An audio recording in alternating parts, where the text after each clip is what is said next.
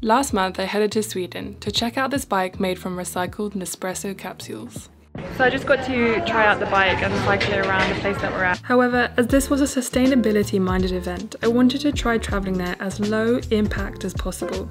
So I hopped on the Eurostar and headed from London to Stockholm by train.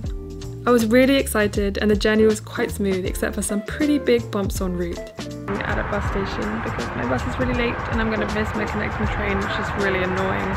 From missing my connecting train from Copenhagen to Stockholm and getting lost in Copenhagen's vast train station, it revealed some pretty big flaws in alternative transport systems across Europe. It looks really scary in here, the lights are going crazy. I was so relieved to finally make it to Stockholm and climb into bed ready for the next day. But before we get to that, let's start from the very beginning.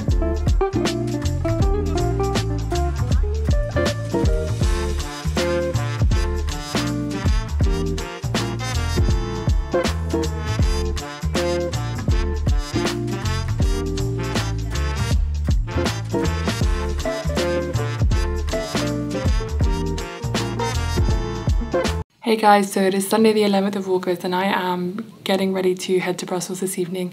I'm going to Stockholm in Sweden for work next week and I decided to get the train instead because obviously I'm trying to lower my carbon footprint and my overall impact on the earth. So I am heading to Brussels this evening and spending all day in Brussels tomorrow. I'm going to be hanging out with my friend Noor and hopefully she'll show me some of the cool vegan stuff around and low impact living and stuff like that.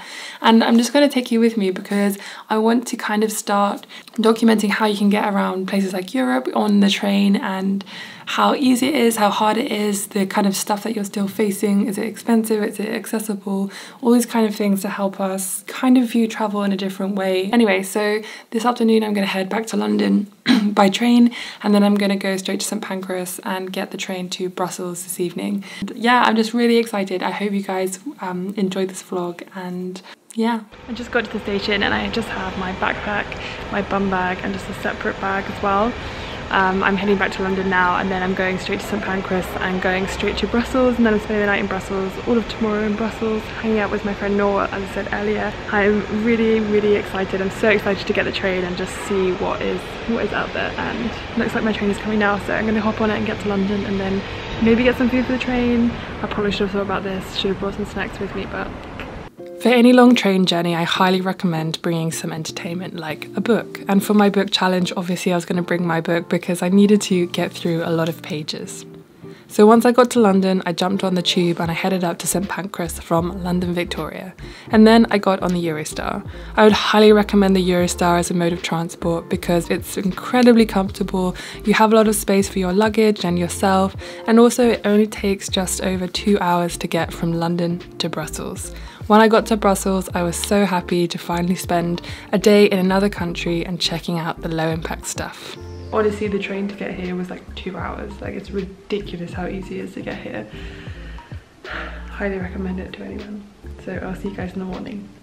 Good morning guys, it is Monday. I am still at my friend Noor's house and we are about to make some, well, when I say we're about to make some pancakes, she's about to make some pancakes for us. I'm going to show you what that's going to look like. And then I'm hanging out in Brussels for today and then I'm getting an overnight bus to Copenhagen this evening. I have about an hour in Copenhagen and then I'm going straight to Stockholm.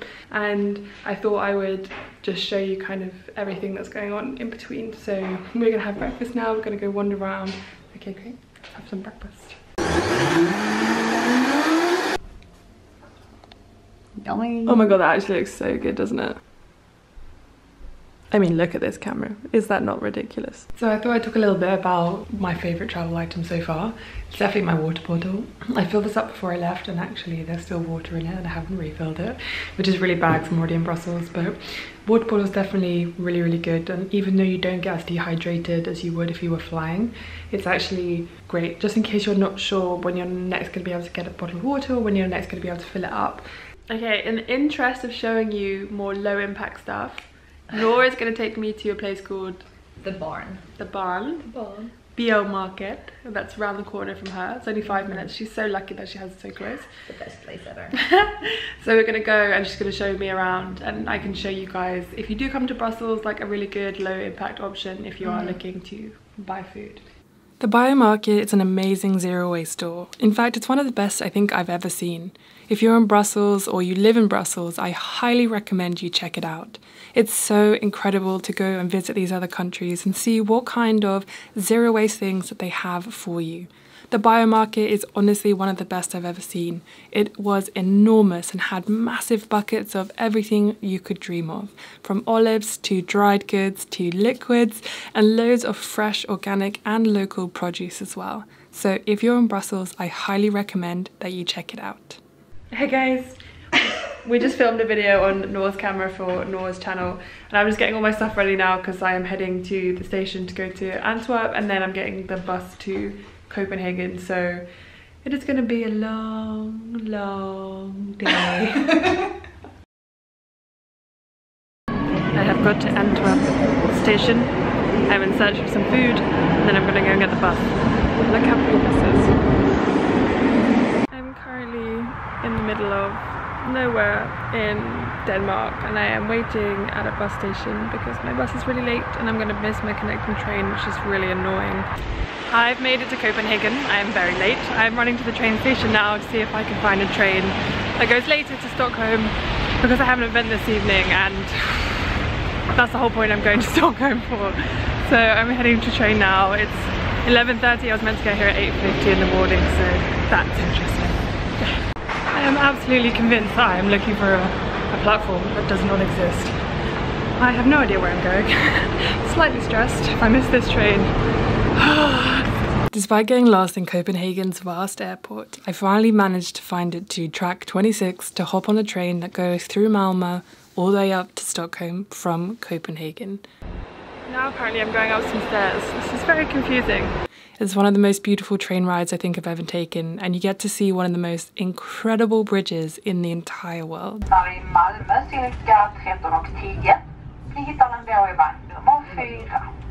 When travelling by train, because it takes so long, I honestly would recommend several things. Obviously, as I said earlier, I highly recommend taking a book with you, but also some other things to keep you occupied. I brought my journal with me so I could write in it when, however I was feeling, and document my journey as an emotional experience as well. Also, just taking in the beauty of the surrounding countryside that you wouldn't have otherwise seen if you'd flown. I was so excited when I was crossing that bridge from Copenhagen to Malmö, and when I finally got there, I felt so great about writing everything down and how I felt and how excited I was to finally make it to Stockholm. It looks really scary in here. The lights are going crazy. Let's see if I can find... This place is a maze, honestly. Where are we going? Where are we going? Guys. Oh, let me put my stuff down.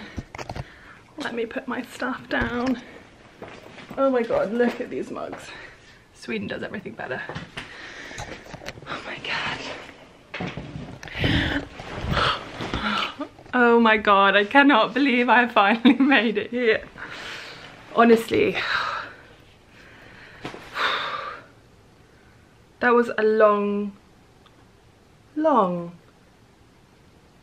journey. I am so happy to finally be here. I can't even begin to tell you. Good morning guys. So it is Wednesday morning. I'm about to go and have some breakfast, and basically the work that I'm doing here is I'm checking out this collaboration between Nespresso and the startup Philosophy. They've used one of their line of bikes to be created out of recycled Nespresso capsules. So they found a really good way to basically reuse something that is infinitely recyclable. So for every bike that's created, they create one for a schoolgirl in a developing country, and which is obviously amazing. And today I get to go and try out one of those bikes, which I'm really excited about. And first of all, obviously we're going to go and have lots of coffee because I'm tired, guys. It's weird when you get the train somewhere because it makes you realize, one, just how far away it is, but two, it makes you appreciate it so much more because you made so much more effort to get here. Honestly, as I was on my way, I was like, is it really worth like 24 hours, 30 hours traveling? But then once you get here, you're like, of course it's worth it. This is just, it's a beautiful city. I've met some really interesting people. and I get to go and support a really, really awesome kind of startup project made from waste, which is my whole thing.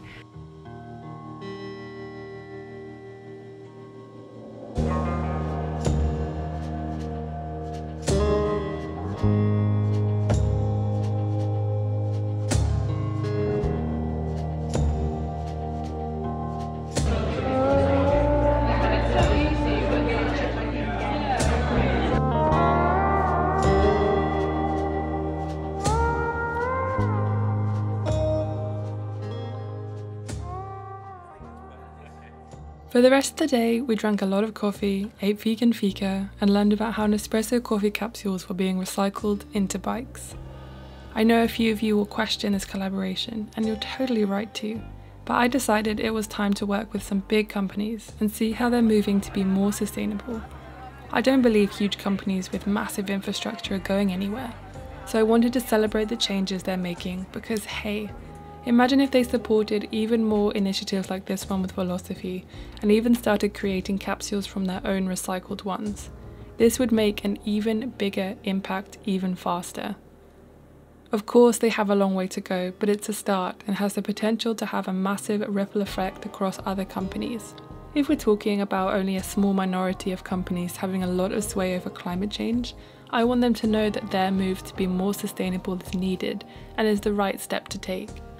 This is why I wanted to collaborate with Nespresso and encourage their efforts to continuing to change. On the whole, the journey to Stockholm was quite simple.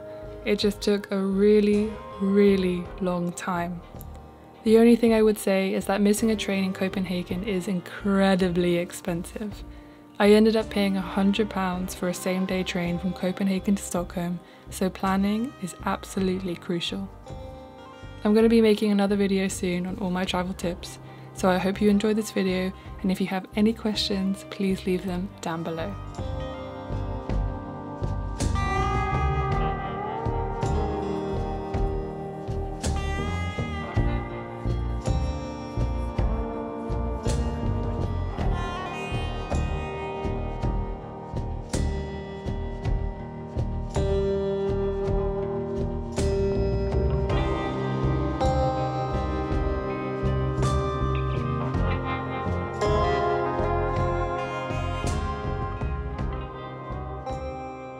Yeah, that's pretty much like the end of the day, so I'm going to be heading back to London soon.